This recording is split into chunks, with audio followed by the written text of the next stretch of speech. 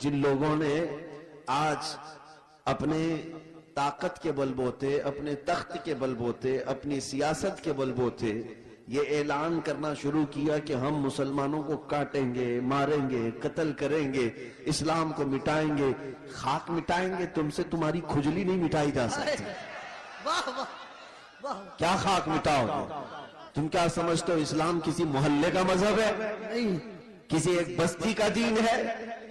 اسلام کی جڑیں تحت الثری میں ہیں اور اس کی شاخیں اوج ثریا پر۔ اس درخت کو ہلانا تو دور کی پتے کا بحال بیکا کرنا بھی مشکل ہے۔ دنیا بہت کوشش کر کے دیکھ چکی تمہارے پاس کتنی طاقت ہے، نہ قارون کے برابر ہے، نہ شداد کے برابر ہے، نہ فرعون کے برابر ہے، نہ حامان کے برابر ہے۔ بڑی بڑی طاقتیں آئی لیکن دین حق کو کبھی نہ وہ مٹا سکی تھی نہ مٹا سکیں گی۔ اور ہم تو یہ کہتے ہیں یہ جو تم ظلم کا ماحول گرم کر رہے ہو اسی وجہ پر میں آج گفتگو کر رہا تھا، یہ تو ہمارے اعمال کی شامت ہے۔ ہم بھٹکے ہوئے تھے، ورنہ قرآن میں اللہ نے فرمایا وَلَن يَجْعَلَ اللَّهُ لِلْكَافِرِينَ عَلَى الْمُؤْمِنِينَ سَبِيلًا، اللہ ہرگز کافروں کو مومنوں پر غلبہ نہیں دیتا، بے شک ہرگز نہیں دیتا۔ لیکن یہ آج کے حالات اس لیے ہیں کہ ہم راستہ چھوڑے ہوئے ہیں۔ ایک بات میں آپ کو بتاؤں، آج کے حالات کے تناظر میں ایک بات میں کہوں، بغداد میں مسلمانوں کا ملک، تاریخی وراثت ہماری رہی ہے، تتاریوں نے حملہ کیا، تباہ و برباد کیا بغداد کو، اور اتنا برباد کیا کہ مسلمانوں کی کھوپڑیوں سے مینار بنائے، دریائے دجلہ کا پانی خون سے لال ہو گیا۔ بادشاہ کی جو بیٹی تھی تتاریوں کی ایک جگہ سے گزر رہی تھی، ایک سچے مومن کو دیکھا، ان حالات میں بھی وہ کھڑے ہو کر اذان دے رہا ہے، سبحان اذان دے رہا ہے۔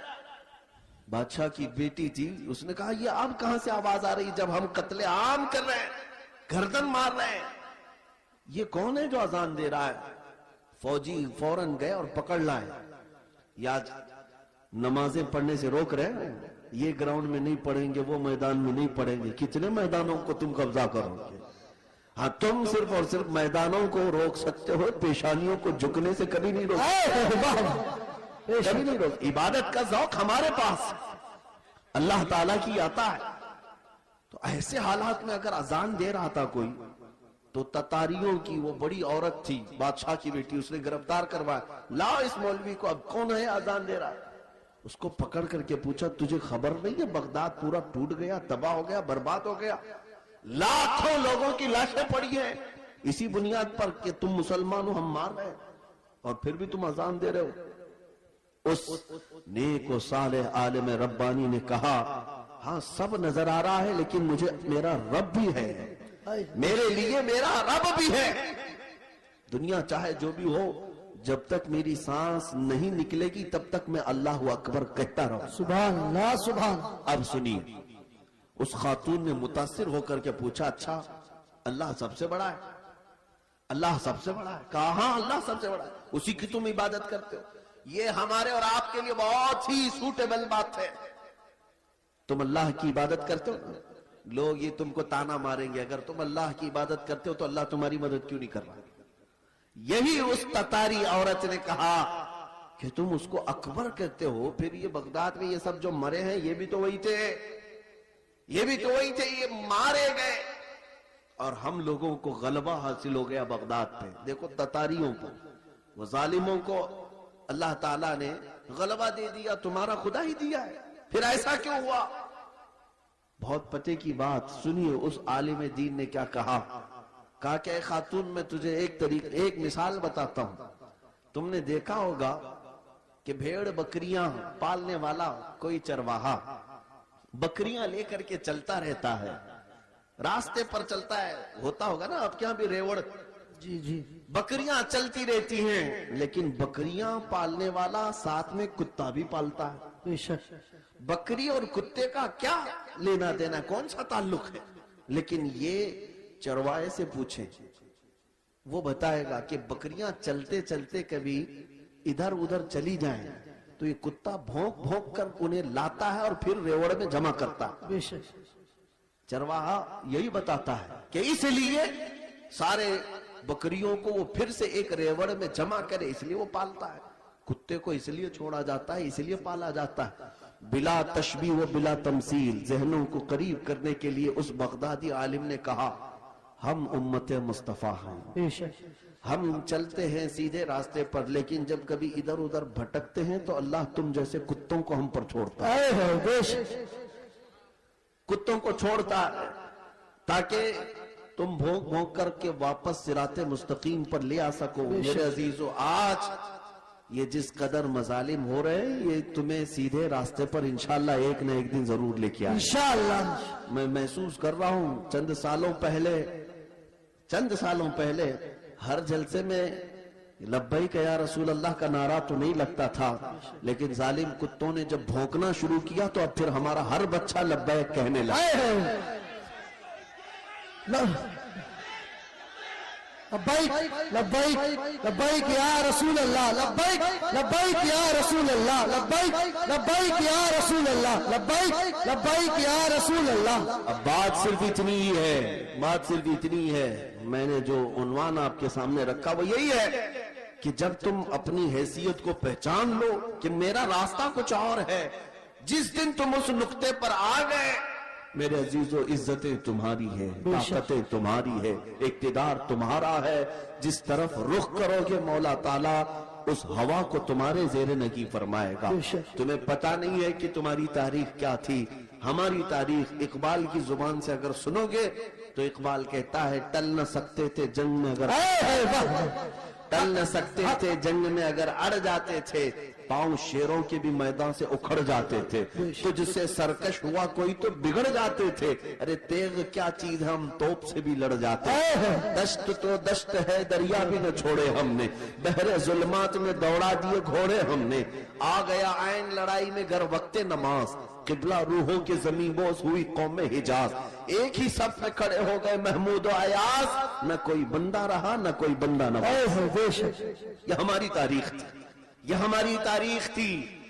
اسی بات کی طرف میں تمہیں دعوت دے رہا ہوں کہ جس دن تم اس نقطے پر واپس آ گئے اور سمجھ گئے میری تاریخ ان کتوں کی صحبت میں رہنا نہیں ہے، اللہ تعالیٰ نے تمہیں شیر بنا کر پیدا کیا۔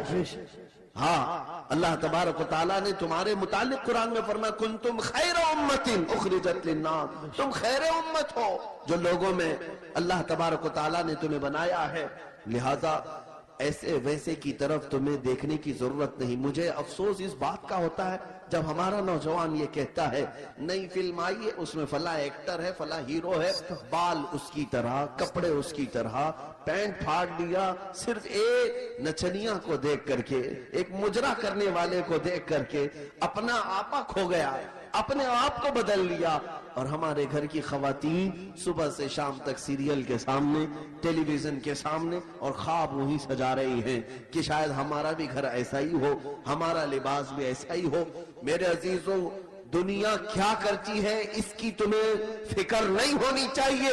عورتیں اگر کسی کو دیکھتی تو وہ سیدہ کائنات فاطمہ الزہرا کو دیکھتی، کم سے کم یہ سیرت کا مطالعہ کرتی کہ ان کا دوپٹہ کیسا تھا، ان کا لباس کیسا تھا، ان کے رہن سہن کیسے تھے۔ اس کو چھوڑ کر انہوں نے آج مجازی عشق کے اور مجازی یہ اسکرین کے اوپر اپنے دل دے بیٹھے، اور اسی طرح مردوں کی حالت بھی یہی ہے، نوجوانوں کی۔ اے نوجوانوں، تمہارے ہاتھ میں بنگڑیاں تک انہوں نے پہنا دی، کانوں میں بالیاں تک پہنا دی، بالوں میں چوٹیاں تک لا دی، کیا کیا کر دیا۔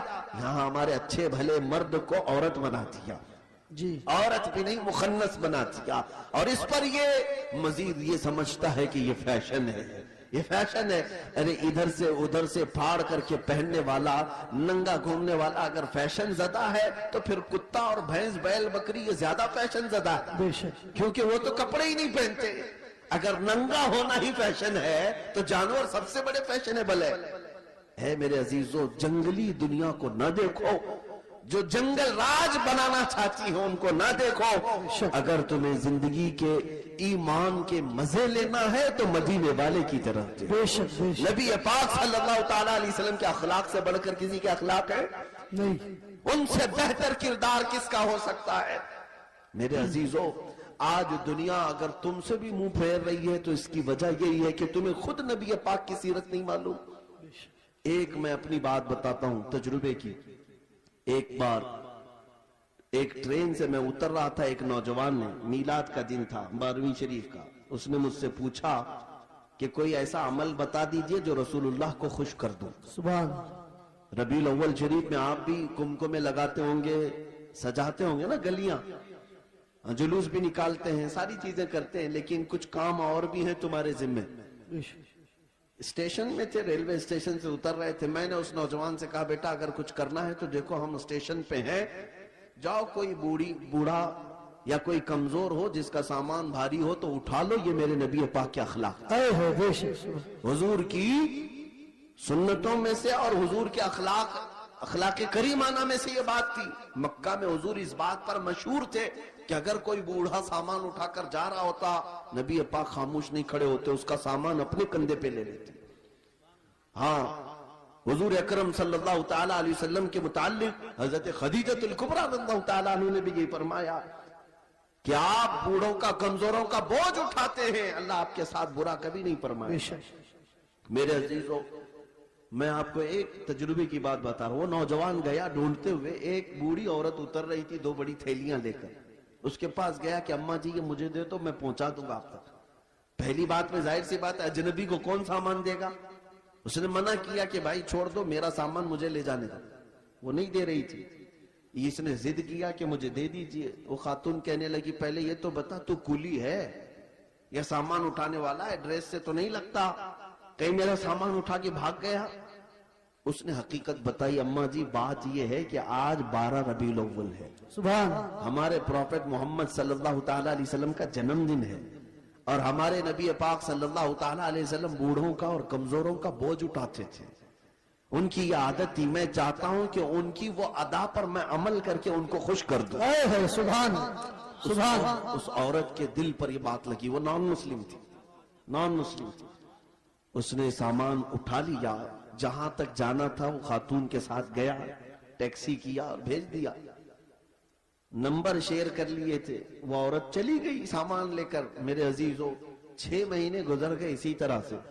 وہ نوجوان مجھ سے کہتا ہے کہ مجھے تو خبر نہیں تھی, بات آئی گئی ہو گئی, ایک بار اس طرح سے کسی کی مدد کر لیا, لیکن 6 مہینے کے بعد وہ ایک خاتون جو کرسچن تھی, وہ فون کر کے کہتی ہے کہ بیٹا کیا حال چال ہے, تجھے یاد ہے ہم اسٹیشن میں ملے تھے اور تو میرا سامان اٹھایا تھا. کہا ہاں اماں جی یاد ہے. کہا کہ پچھلے 6 مہینے سے میں تیرے نبی کی سیرت ہی پڑھ رہی ہوں. سبحان اللہ, سبحان سبحان. نے مجھے ان کی طرف ڈائیورٹ کر دیا, اور ہر دن ان کی بات پڑھتی ہوں تو مزہ کچھ اور ہی آتا ہے, سبحان, لطف کچھ اور ہی آتا ہے. عزیزان گرامی وقار, آج بھی دنیا تمہارے نبی کو اگر پہچانے گی تو تمہارے اخلاق سے پہچانے, بے شک, سبحان, تمہارے کردار مانو اپنے نبی پاک. بے شک. لہذا تمہارے یہ زندگی گزارنے کے طور طریقے ایسے نہیں ہونی چاہیے کہ دنیا تم کو دیکھ کر کے یہ کہے یہ نہایت گندے رہنے والے کہاں کس دین کی طرف بلائیں گے. نہ ان کے ہاں پاکیزگی ہے, نہ طہارت ہے, نہ صفائی ہے. آج نشہ اگر کہیں بکتا ہے تو لوگ تمہاری طرف اشارہ کرتے ہیں. بے شک. پتہ پوچھو کہ نشہ کہیں ملتا ہے تو مسلمان محلوں کی طرف اشارہ کر دیں گے.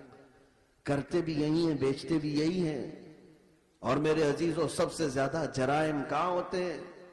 لوگ تمہاری طرف اشارہ کرنے لگتے ہیں. میں یہ نہیں کہتا کہ ہم جرائم پیشہ ہیں, لیکن تم غیروں کی سازشوں کے نظر ہو گئے. بے شک. ایک بادشاہ نے اپنے وزیر سے پوچھا تھا میری کرسی لمبی دیر تک مجھے قائم رکھنا ہے, کیا کروں؟ وزیر چالاک تھا, اس نے کہا روز روز نئی اسکیمیں دیتے رہو گے, کھائیں گے پھر پوچھیں گے تمہیں کہ پھر نئی اسکیم کیا آئی ہے. کہا اگر لمبی دیر تک اپنی کرسی قائم رکھنا چاہتے ہو تو ایک ہی کام ہے, اپنی پوری رعایا کو نشہ کھلانا شروع کرو. اللہ, چرس, بھنگ, ساری چیزیں ان کو پلانے کی عادت ڈال لو. بادشاہ نے پوچھا ایسا کیوں؟ کہا جب یہ سب نشیڑی ہو جائیں گے تو کب تمہاری کرسی کی طرف دیکھیں گے؟ جی, ان کو ان کا نشہ مل جائے گا, بس وہ سوچیں گے بھی نہیں کہ کون حکومت کر رہا ہے, کون کرسی پہ بیٹھا ہے. جی, اس فارمولے پر دنیا آج بھی عمل کرتی ہے. جی. اگر حق بات کوئی جماعت دنیا میں کرتی ہے تو وہ میرے مصطفیٰ کے غلاموں کی جماعت. بے شک, بے شک. دنیا کو یہ پتا ہے کہ یہ اگر اٹھ گئے تو کرسیاں بھی ہلاتے ہیں, بے شک. یہ اگر اٹھ گئے تو حق بات کے اعلان کے لیے اپنی گردنیں بھی لٹا دیتے ہیں، کٹا دیتے ہیں۔ بے شک اس لیے پوری دنیا نے طاقت یہ لگائی کہ ان کے محلوں میں نشہ زیادہ رہے، ان کے محلے میں عیاشی زیادہ رہے۔ یہ سارے فیشن کہاں سے شروع کیے جاتے ہیں آپ کو پتا ہے؟ آج سعودی عرب پوری دنیا کا ٹارگٹ بنا ہوا ہے، اسرائیل وہاں اترا ہوا ہے، امریکہ وہاں اترا ہوا ہے، رشیا، UK سب وہاں اترے ہوئے ہیں۔ ہم تو اسے مرکز اسلام مانتے ہیں، مکہ مکرمہ اور مدینہ طیبہ ہونے کی وجہ سے، اس لیے نہیں کہ بادشاہی حکومت ہے، لیکن جن کو پوری دنیا میں اپنے فیشن پھیلانا تھا پھیلا دیتے، لیکن عرب میں کیوں گئے؟ اس لیے کہ انہیں پتا ہے۔ بہت زمانے پہلے اقبال نے کہا تھا، یورپ اگر کسی بات سے گھبراتا ہے نا مسلمانوں سے، تو کس بات سے؟ یہ فاقہ کش موت سے ڈرتا نہیں ذرا، بے شک روح محمدی اس کے بدن سے نکال دو، اللہ روح محمدی اس کے بدن سے نکال دو۔ عرب کو دیکھ کر کے عجم کے تخیلات، اسلام کو حجاز و یمن سے نکال دو۔ جی بے شک یہ اقبال نے بہت پہلے 100 سال پہلے کہا تھا، آج اس پر دنیا عمل کر رہی ہے۔ پورے سعودی کو یہودی بنانے میں کوئی کسر نہیں چھوڑی جا رہی۔ بے شک ڈانس کلب وہاں آج سینکڑوں سینما ہال کھول دیے گئے سعودی عرب میں۔ جی مکہ مکرمہ اور مدینہ طیبہ میں بازاروں میں نشہ پہنچا دیا گیا۔ جی میں نے خود دیکھا ہے، اگرچہ وہاں پر موت کی سزا رکھی گئی لیکن وہاں تک بھی پہنچا دیا۔ نشہ کا مطلب صرف سگریٹ بیڑی کی بات نہیں کر رہا ہوں، کوکین، افیون، ہیروئن جیسی نشہ کی چیزیں پہنچا دی گئی۔ ننگے پن کو رواج دیا جا رہا ہے، نئی نئی بیچ بنا کر کے سمندر کے کنارے ننگے جس طرح لیٹتے ہیں، دنیا یہ چاہتی ہے کہ محمد عربی کے غلام بھی اسی طرح ننگے لیٹے۔ اللہ وہ حدیث صادق آ گئی، میرے آقا نے فرمایا تھا، یوشک ان تداعى علیکم الامم کما تداعى الاکلۃ الی قصعتها۔ حضور فرماتے ہیں قریب ایک زمانہ آئے گا، تم دیکھو گے ساری قومیں میری امت پر جھپٹ پڑیں گی جیسا بھوکا برتن پہ جھپٹتا ہے۔ بے شک یہ سب کے ٹارگٹ ہم ہی بنے ہوئے آج۔ اخلاق تمہارے اندر سے نکالنے کے لیے کیا کیا کیا جا رہا ہے جانتے؟ یہ انٹرنیٹ اس طرح سے آسان کر کے تمہارے ہاتھوں میں دیا گیا اور نوجوان کو آزادی کے نام پر کھلا چھوڑ دیا گیا۔ نوجوان لڑکا ہو کہ لڑکی ہو، اسے خبر بھی نہیں ہے کہ تمہارے ہاتھ میں ایٹم بم کی طرح سے ایک ہتھیار آیا ہے۔ یہ ہو سکتا ہے دنیا کو نہ تباہ کرے، لیکن تمہارا ایمان اور اخلاق مکمل تباہ کر رہا ہے۔ ایک دو نہیں، سینکڑوں نوجوانوں کے میسج میرے پاس ہے جنہوں نے 25 سے 30 سال کے بیچ میں ہی اپنی جوانی برباد کر لی۔ بے شک کیا کرتے کیا تھے؟ اس موبائل کی دنیا میں داخل ہو کر انہیں ایسا لگتا ہے اب کوئی نہیں دیکھ رہا ہے، پورنوگرافی کرتے رہو، بے حیائی کی فلمیں دیکھتے رہو، ننگی تصویریں دیکھتے رہو۔ میرے عزیزوں، میں نے ایک ڈیٹا نکالا تھا لاک ڈاؤن کے موقع پر، اس میں جو انٹرنیٹ میں سرچ کرنے کا جو ڈیٹا آتا ہے کہ کس چیز کو کتنی بار سرچ کیا گیا ہے، تو پتہ ہے آپ کو حیرت ہوگی، ایک رپورٹ آئی ہے اس لاک ڈاؤن کے بیچ میں 95% اگر نیٹ میں کوئی چیز سرچ ہوئی ہے تو پورنوگرافی، اللہ گندی تصویریں اور ننگی تصویریں دیکھنے کے لیے سب سے زیادہ سرچ کیا گیا ہے۔ یہ کیا ہو رہا ہے؟ آپ کو اندازہ بھی ہے کہ دنیا تمہیں تباہی کے کس دہانے پر لے جانا چاہ رہی ہے۔